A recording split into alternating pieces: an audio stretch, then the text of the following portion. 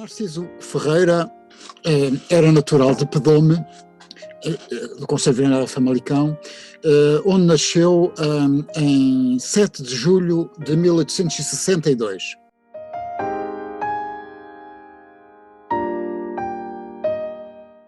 No seio de uma família de pequenos agricultores, que eram feitores de um casal agrícola. Teve uma vida relativamente prolongada porque só faleceu em 1933.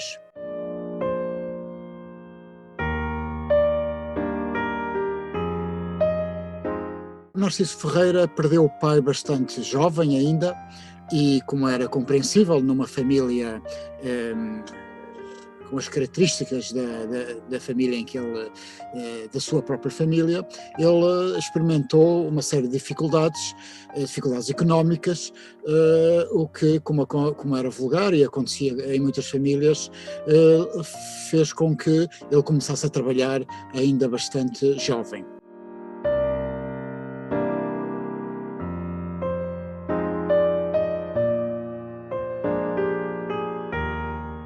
É precisamente nessa altura, ou um pouco mais tarde, já com 19 anos, que ele inicia a sua atividade industrial, tal como acontecia com muitos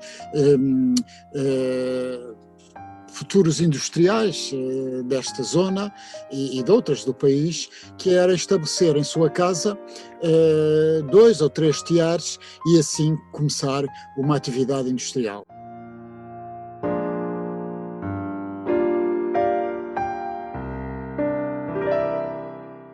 Foi o que aconteceu. Ele, na sua própria casa, em Pedome, vai estabelecer 2 teares e, ao mesmo tempo,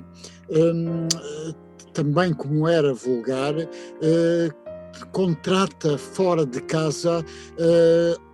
a realização de várias operações, nomeadamente a fiação, que se pode traduzir por uma indústria ao domicílio, e de modo que acabava por ter uma certa capacidade de produção, e precisamente é essa produção que ele vai começar a comercializar nas feiras da região, que eram bastante concorridas e eram locais importantes para a realização de atividades económicas e de trocas, e também no Porto, onde ele vai começar a colocar alguma da sua produção em alguns estabelecimentos comerciais da cidade.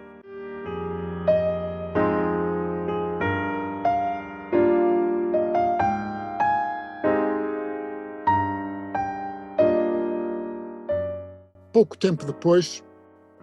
ele casa com uma senhora chamada Eva Rosa de Oliveira, e vai se transferir para Ribadave, precisamente estabelecendo aí a família.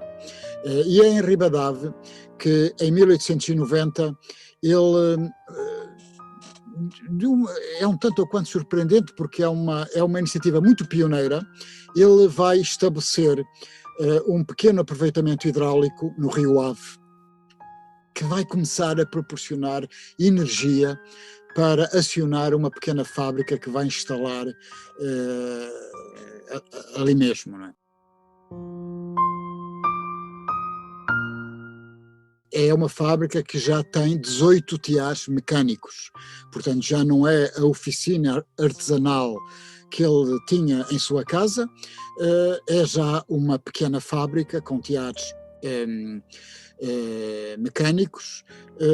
e que já são, enfim, um número relativamente considerável para o tipo de oficinas que existiam nesta época na região da Bacia do Ave.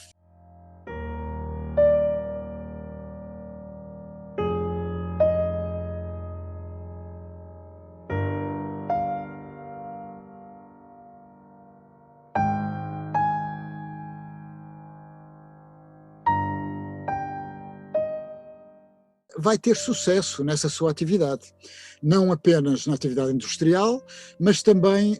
na sua atividade comercial, comercializando os produtos da sua fábrica. E ao mesmo tempo que é um aspecto importante, vai adquirindo uma rede de relações nomeadamente de fornecedores,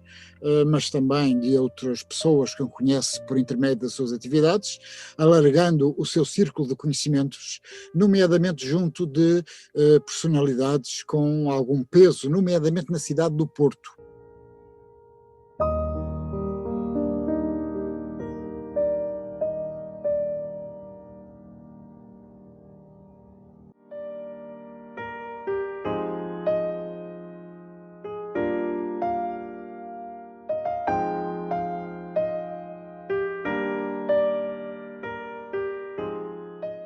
Em 1894, com negociantes e capitalistas do Porto, uma sociedade chamada Sampaio Ferreira e Companhia, que vai ser legalizada 2 anos mais tarde, em junho de 1896, para a qual o Narciso Ferreira vai entrar com algum numerário, mas provavelmente não muito, não é? Mas com as instalações da fábrica que já possuía no local o açude, os teares e outros utensílios.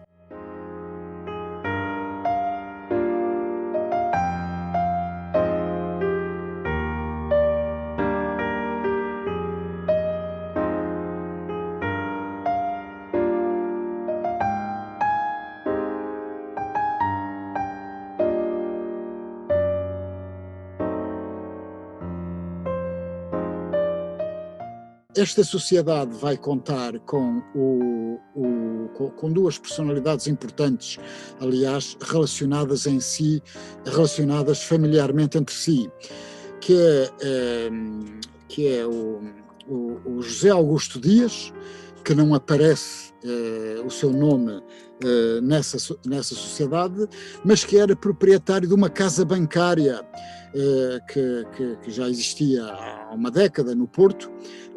e que vai ainda durar algum tempo, até 1938, que foi uma casa bancária com algum peso, e que foi fundamental também para o financiamento das atividades industriais que agora a nova sociedade vai desencadear.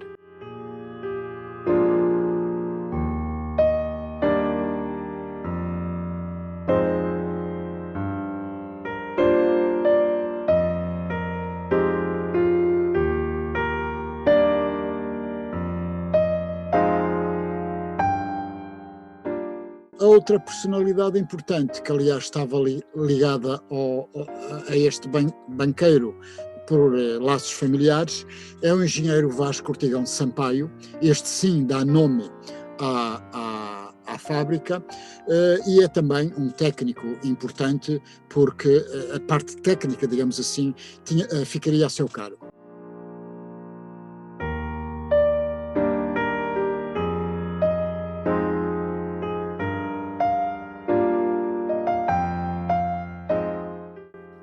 Ora, esta fábrica, de facto, vai desempenhar um papel importante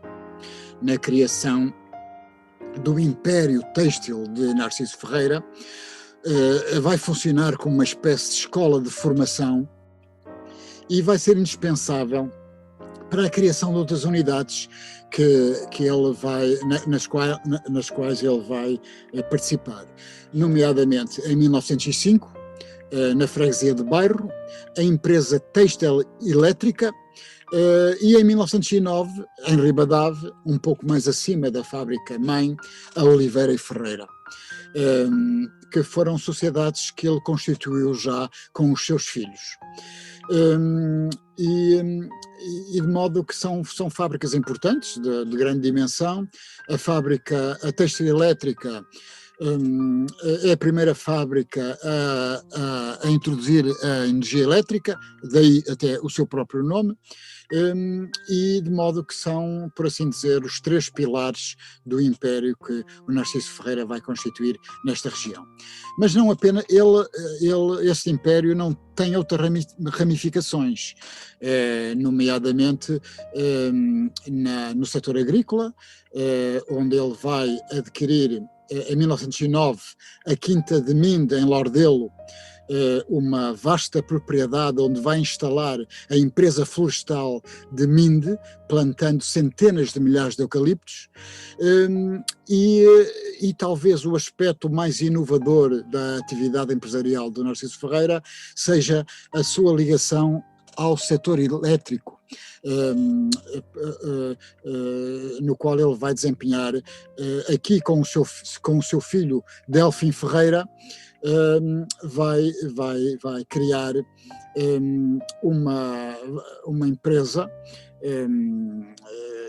que é a Companhia Hidroelétrica do Varosa,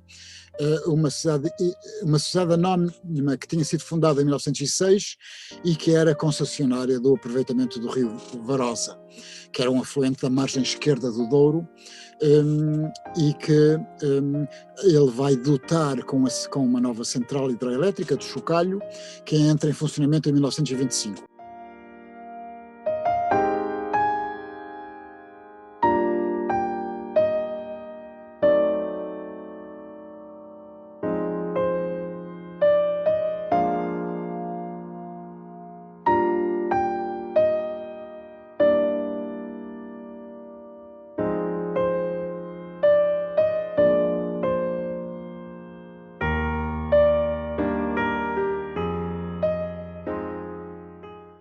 Ainda com o filho Delfim Ferreira, que vai ser um dos mais importantes industriais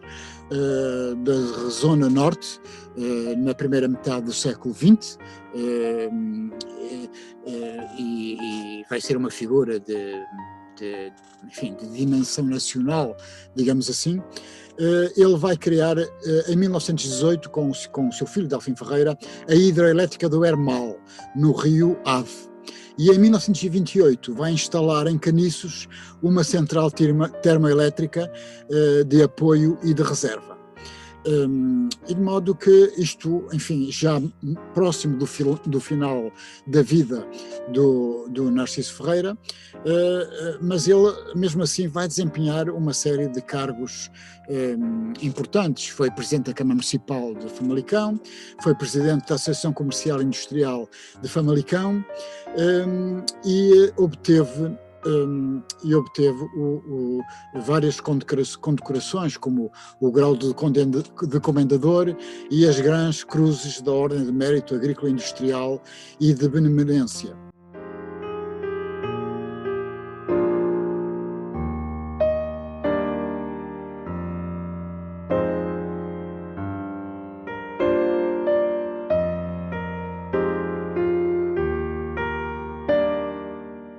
Durante toda a atividade industrial do Narciso Ferreira, ele foi bafejado, de facto, com ele aproveitou um momento favorável da conjuntura económica portuguesa, nomeadamente a partir de 1890, com a criação de uma pauta protecionista que vai exercer uma forte influência no desenvolvimento da indústria têxtil nesta região, porque lhe vai abrir praticamente em exclusividade os mercados das colónias portuguesas, para além do mercado nacional, e de modo que ele vai conseguir, as suas empresas vão gerar enormes lucros, que lhe vão permitir desenvolver uma atividade de caráter filantrópico, imbuída de um certo espírito paternalista, que aliás era comum, acima de tudo em prol de Ribadave, que aliás ele quis que viesse a constituir um concelho autónomo, com parte de territórios dos concelhos limítrofes, um objetivo que não conseguiu concretizar, mas independentemente disso ele vai dotar Ribadave de um conjunto de vários equipamentos, nos quais se incluía um hospital, vários bairros operários, uma escola primária, o edifício do CTT, o quartel da GNR e o teatro,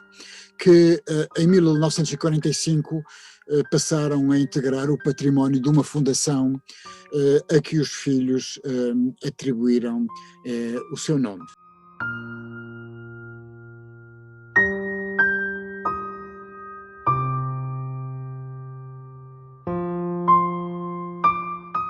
todos estes equipamentos, porque na realidade Ribadave não tinha praticamente nada. Há uma fotografia do princípio do século XX que se conhece, das poucas imagens que se conhecem de Ribadave, e de facto uma das coisas que nos choca é a aridez do solo. Não há árvores, não há vegetação, e de modo que Ribadave não tinha 200